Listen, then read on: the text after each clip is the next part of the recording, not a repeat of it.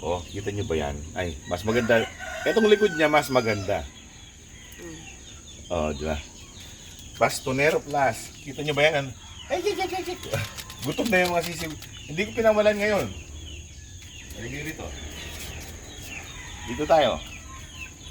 Hindi ko pinawalan ngayon kasi dahil sila, ita-transfer ko na doon. So, mas malaki. Oh, ito, mas malaki ang kanilang magiging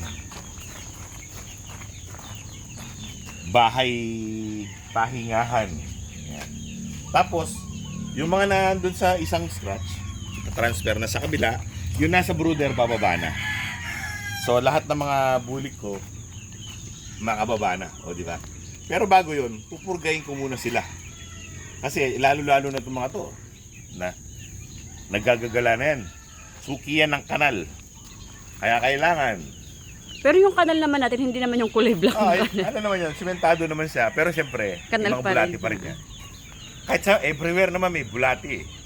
Napipick up yan ng mga alaga natin. Kahit sa mismong bahay nila, sa pen, tutuka-tuka ng lupa, meron na napipick up na bulati yan. Yes. So dapat regular ang pagpupurga. Every month ang pagpupurga. Dapat, no? Dapat. Sa mga, lalo na sa mga sisiw. Sa mga malalaki, ang sabi, dapat every month ang pagpupurga. Pero para sa akin, parang masyadong toxic sa katawan ng alaga manok. No? Pero siyempre sila, napag-aralan nila yun eh. So siguro, every month talaga. Pero ako, di naman ako every month nagpupurga sa mga malalaki. Siguro sa isang taon, 4 na beses. Quarterly ako nagpupurga. Sa mga malalaki Pero 2 beses ako nagpupurga sa every quarter. Pupurga ako, after 10 days magpupurga ulit ako. Kasi, ang sabi sa akin ni Tito, kapag nagpurga ka, may mga bulate, yung mga itlog niyan, hindi naman masasama sa purga. Sabi niya. So, after mo magpurga, after ilang days, mapipisa yung mga itlog, hindi yan nasama sa purga. So, dapat papalo-upan mo. After 10 days.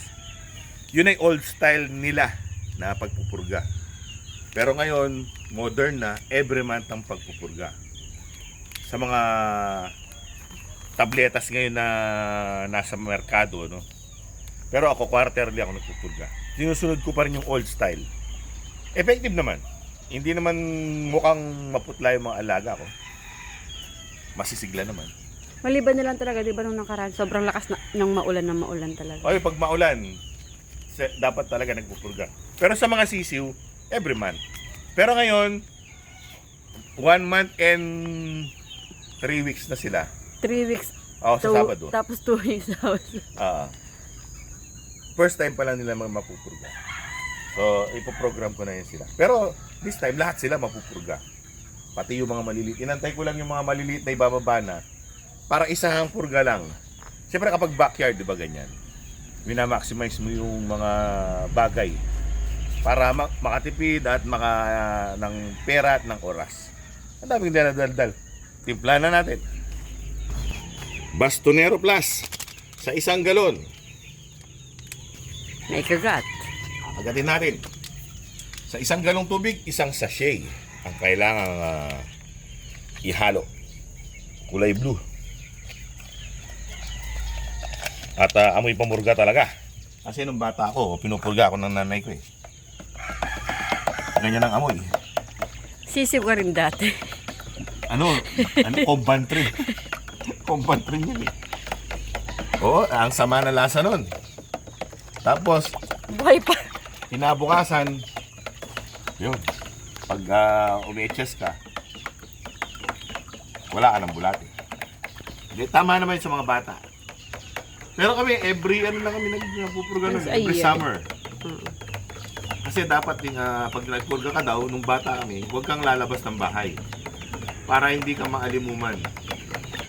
Akala ko, Naalimuman ka, lalabas daw sa ilong mo yung bulate. akala ko, hindi ka lalabas ng bahay kasi baka pag tumulo sa pit.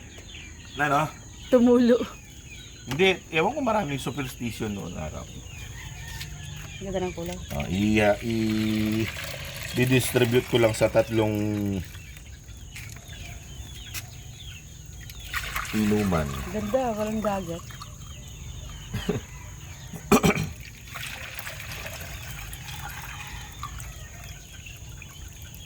Sakto lang, oh. Yun. Isang galong tubig. Ito, 1 litro at mahigit ito. Isang ganito. Kasi pag nagsukat ako 3 litro, lahat to bitin eh. So, yun. Oops, Ay, sorry. Ingit ko. imbalance. Yan, para sa ano yun, kaya pinasobrahan ko na. Para sa mga Pan sa lupa. matatapon. Uy. Nananin eh.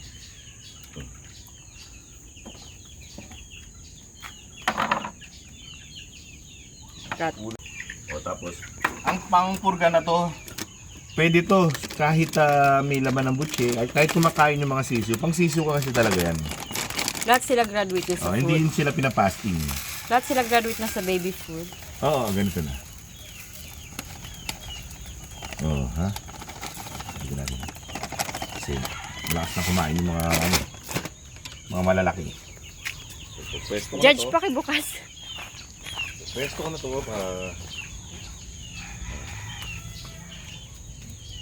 para pag-transfer sa kanila, kakain na lang sila. Oh. Yan. Tapos yung bastonero dito sa may hollow blocks para hindi... Oh, ha? Hello? Oh. Nasa kabila Brother, ako man ng Mas malaki mangga. yan. Ang inyong magiging bahay. Oh, yan. Sige. Huwag mo iba. Video mo.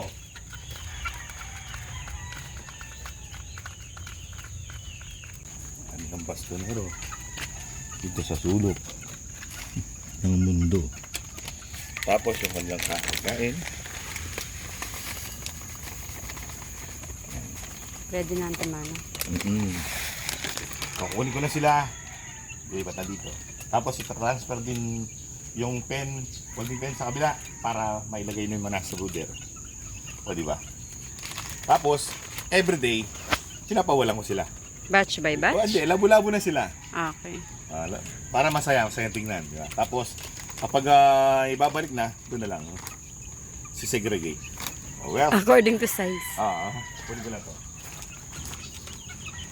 Dito na kayo. Ang bago niyong tahanan.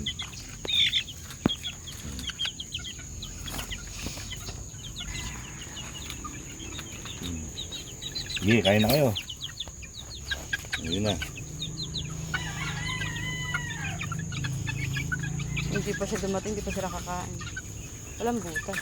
Yung isa, Hindi sila kasya dun. hindi na sila kakasya. Ito maliit. Yung mga maliliit, pero hindi na naman nila hindi naman sila mag-ano dyan. Well, tatakpan ko na. Para sila'y makatsibog na ng mabuti. Ganito lang yan. O, diba? Kapag Parang piyesta lang ah. marami kang mga ganyan tarapal. Ready na yung pagkain, pati yung bastonero. Kahit ito mga to hindi pa nababa. Nasa brooder. Meron na rin bulat yan. Ewan kung saan ang gagaling. Oh, eto na yung mga last batch. Oh. Dito. Oh. Last batch ng bulik. Oh. Yan. Maliliit sila. Ito yung pinaka-favorite ko. Maamo siya. Siya yung babaeng maamo. Hindi ba? Bulik yan, bulik. Smile! Iba yung pagkakabulik niya. Tignan kasi. Tumingin ka sa Iba yung camera. pagiging bulik mo daw eh. Okay. Yun na. At ano doon? Mabait to, mabait. Sige. Sabi ni... Merong nag-comment, paano ko daw napapaamo. Ano, kanin. Binibigyan ko sila Kanin magic. Konting kanin lang. Sa kamay, para sa kamay mo sila kakain. O, kita nyo naman. Umiinom. Sige, purgayin nyo ang mga sarili nyo. Sila na nagpupurga sa sarili nila. Umiinom sila. O. Ito Siguro yung aking masarap pinaka-favorite sa kanila. sa kanila. Sa ngayon, kasi merong mga manok na malalambing yung magiging favorite mo sigurado. Well, mga kaibigan, shout out nga pala kay Cesar Esquer ng Baladolid, Bacolod. Shout out sa iyo dyan. Sana okay kayo dyan sa Bacolod at maganda sana yung iyong pagmamanukan. Saka shout out na rin kay Munding ng Poolside. Ay, Munding. Kaibigan ko yan. Saka si paring Leo Samson, shout out sa iyo. Well, mga kaibigan, muli good morning sa inyong lahat hanggang sa susunod na episode. Maraming salamat sa inyong panonood. Alam. Paalam! O ha, sige, purgayin nyo mga sarili nyo.